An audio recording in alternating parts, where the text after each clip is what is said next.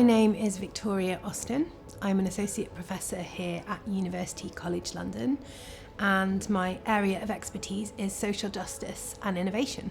Can you share why you think it is important for your research to have diverse inputs?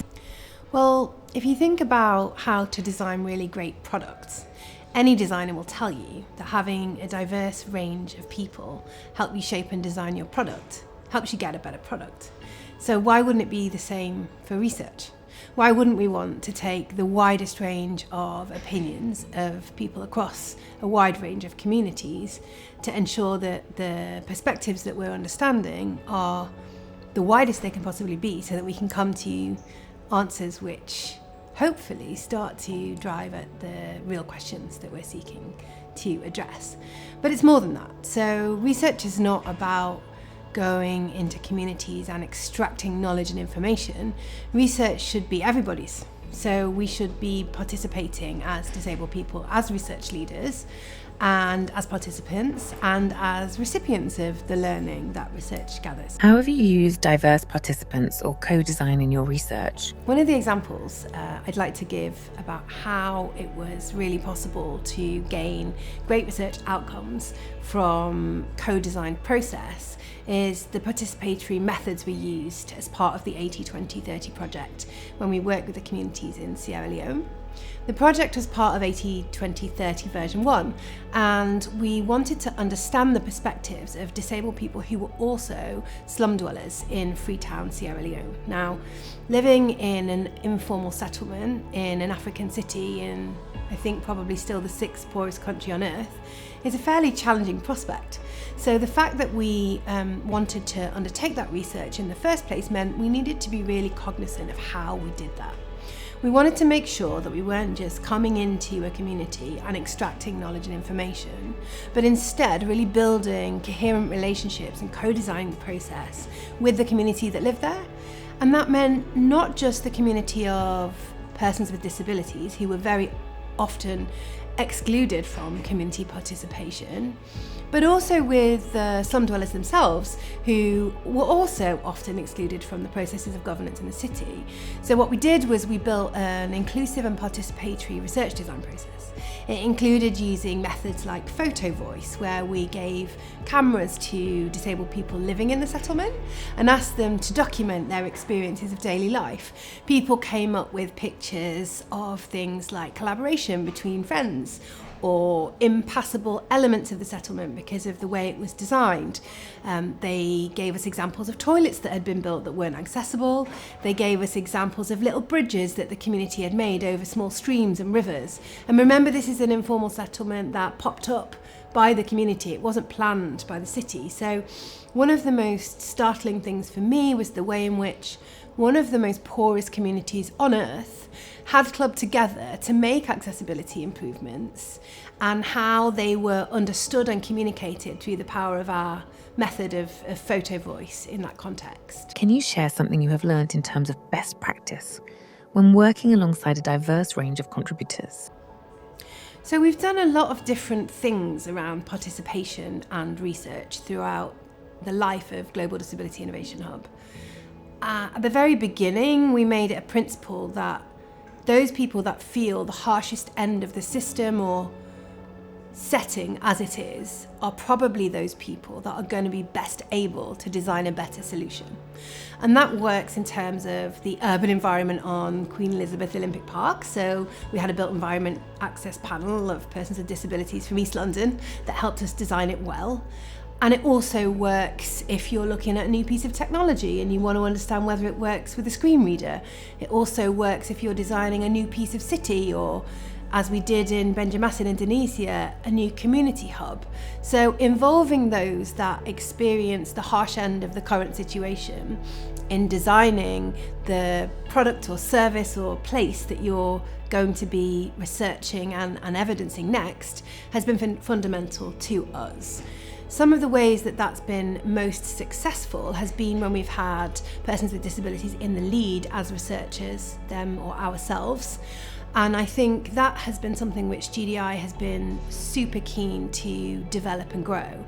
So not only have we provided for, obviously it's not perfect, but accessible research participation from participants, but we've also sought to hire about 1/3 of our team are persons with disabilities. We've sought to ensure there are scholarships on our master's programme for persons with disabilities or people without access to resources and funding. We've tried to ensure that as we open job opportunities, we make them accessible to people, because we know that we need participation at every stage in the process. So it's not just, can you come and give us your thoughts about something when we've kind of got an idea of what we want to say anyway. It's kind of, how do you help us design the research question? How do you help us get the funding for the project in the first place? How do you help us even think about what topic we want to work on? And then how do you participate as a researcher, as a research participant? So we've tried to think much more holistically. One global author and researcher that I think does an exceptional job on this is a guy called Sunil Deepak. He wrote a piece about disability emancipatory research, and he's researched all over the world. I'm particularly familiar with his work because it informed our project in Mongolia. So he works with disability in a really specific way. So he trains disabled people or persons with disabilities as action researchers in all of his projects. And those people become co-investigators of the programme. And I think it's not always possible, depending on where or how you're working and whether local disabled people have an interest in being researchers. But actually, that has been much more fruitful, and it leaves behind a legacy of capacity building as well, that so people can continue to engage in the sector if they want to. So I think that disability emancipatory research methodology is one that's really interesting in this space. What advice would you recommend to early career researchers to create inclusive settings when co-creating or conducting research? There's some basic things that everyone can do when planning for research, and there's plenty of guides and drop-down lists that you can check on, like, where am I doing my research? Is it accessible? Have I given full information? Do people know how to arrive at the venue? Do people feel supported in their choice? Are they aware of what they're doing? Is their consent informed? We've done lots of stuff on translating long bureaucratic, I think the biggest one I saw was 40-page long informed consent processes from universities into like short videos and things when English is a second language, or perhaps people are even using sign language or other methods of communication. So those are kind of the basics to make an inclusive environment. But then I think there's a layer on top of that, which is, what are you expecting from your participants and what are you giving? So, and this applies way beyond disability, but the local community in this area of East London, I worked for the Mayor of London for a long time on the local development of East London, and there was a level of fatigue of being asked the same questions about what the world and the space would look like.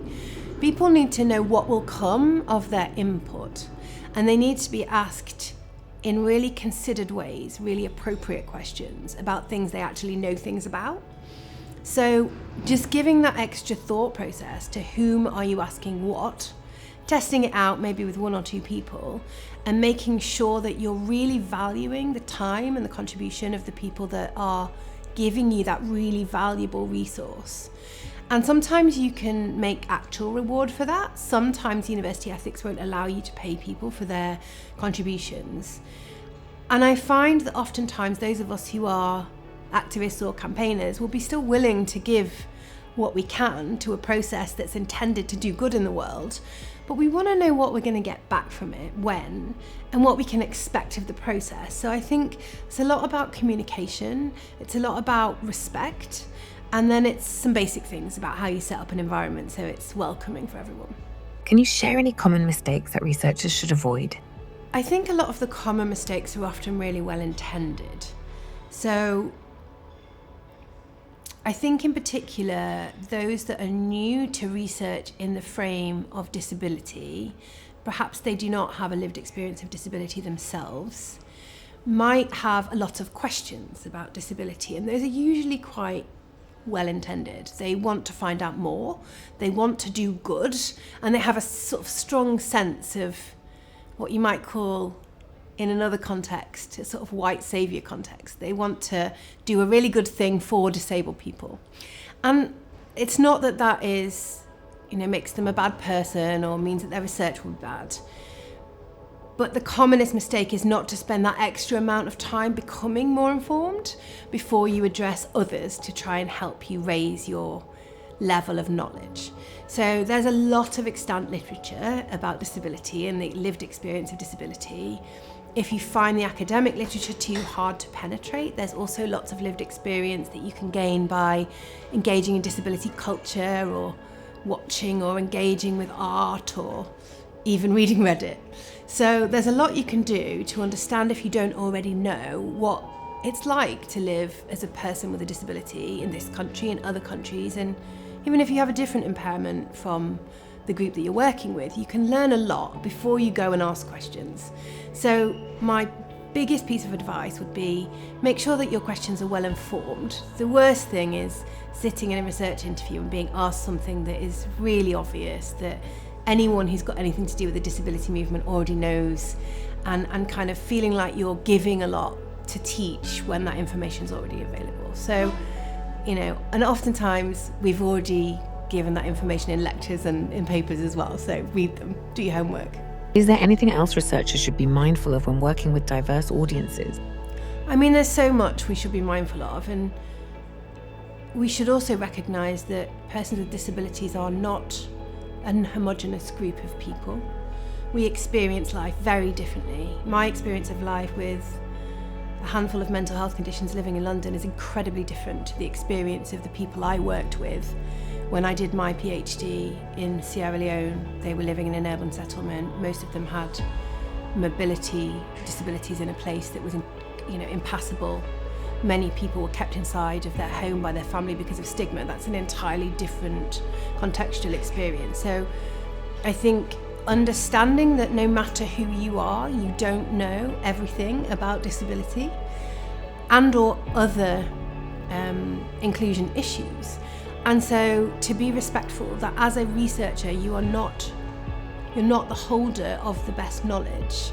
Even though you have a global north education or even a global south education, your education does not constitute a better understanding of the lived experience that you're seeking to get than the person who's living it. And I think something about just balancing that is probably a little humility goes a long way, and a lot of respect.